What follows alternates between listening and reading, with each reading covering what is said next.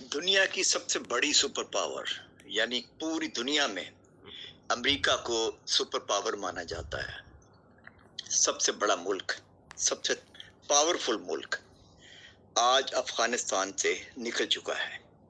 20 साल तक अमेरिका ने अफगानिस्तान के अंदर अपनी जदीद तरीन अफवाज के साथ नेटो ममालिक की दीगर फौजों के साथ वह फौजी कार्रवाइयाँ की, तालिबान को कुचलने के लिए, अफगानिस्तान पर कब्जा जमाने के लिए। लेकिन 20 साल के बाद खाली हाथ अमेरिका को वहां से निकलना पड़ा।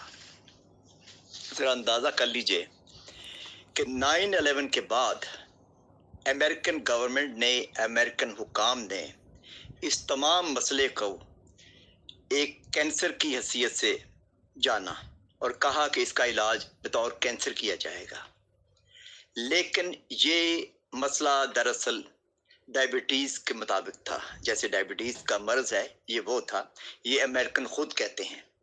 वो कहते हैं अमेरिकन के 9/11 वाज डायबिटीज़, इट इज वजंट कैंसर।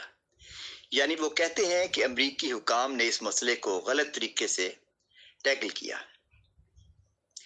देख लीजिए कि अफगानिस्तान के अलावा इराक और लीबिया और अब शाम और यमन में जो कुछ हो रहा है, ये सब कुछ किया धारा अमेरिकन हुकूमत का है। आज देख लें कि अशरफ गनी कहाँ है, हामिद कारजाई किस हालत में है। ये पपेट है अमेरिकन, ये कहाँ पर है।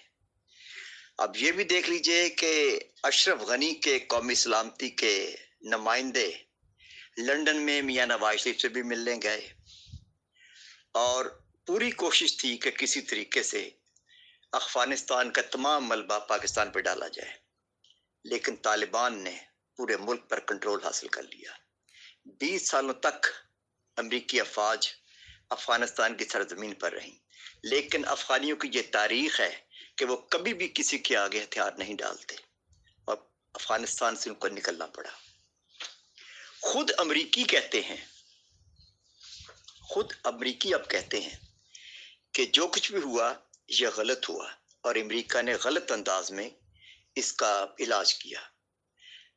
जरा एक झलक देखिए कि अमेरिकन राइटर्स हैं वो थॉमस एल फ्रेडमैन और माइकल मेंडलबम।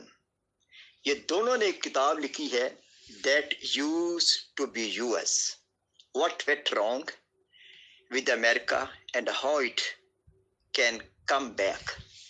उसमें ये लिखते हैं कि that was America in terrible toss and we have only begun to pay the price.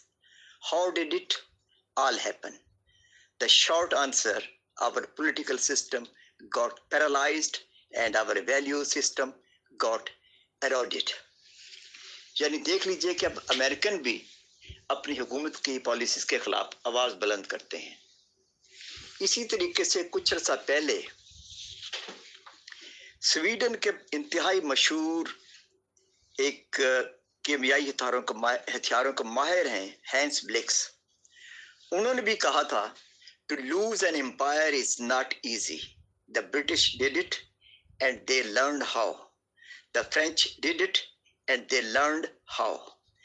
Then the Russians did it and have not quite learned how. Now I think the Americans should learn how to lose an empire. अब कुदरत का निज़ाम देख लीजिए कि आज अमरीकी दुम दबा कर अमेरिका से जा चुके हैं। और पाकिस्तान में देखिए कि माजी में जनरल परवेज मुशर्रफ की हुकूमत में, मियां नवाज शरीफ की हुकूमत में, आसिफ अली जरदारी की हुकूमत में पाकिस्तान की पोजीशन अफगानिस्तान के बारे में क्या थी। इन अदवार में हमने अमेरिका का साथ दिया और हत्ता कि पाकिस्तान के अंदर ड्रोन हमले भी होते रहे और हमारी हुकूमतों ने मुकम्मल तौर पर अमरीकी हुकूमत का साथ दिया। आज देख लीजिए कि पाकिस्तान के अंदर इमरान खान की हुकूमत है और हमारी खारजा पॉलिसी किस समत पर जा रही है। यानी एक आज़ाद खारजा पॉलिसी है और हम अमरीका के इत्तेहादी नहीं हैं।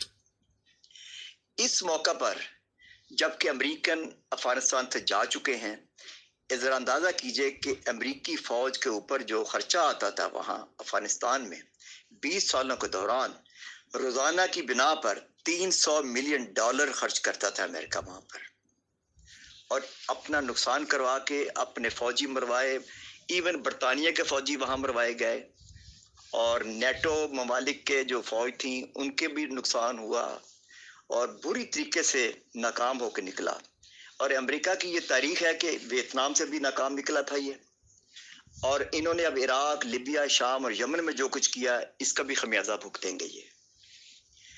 اس وقت جو پاکستان کو کرنا چاہیے، کم از کم ان حالات میں پاکستان کی خاتون ڈاکٹر عافیہ صدیقی کی رہائی کے بارے میں کم از کم امریکہ سے ضرور معاملات طے کرنے چاہیے، اور یہ بہت ضروری ہے کہ اس خاتون کو امریکہ کی قید سے رہا کروایا جائے، یہ بہت ضروری ہو گیا ہے۔ دنیا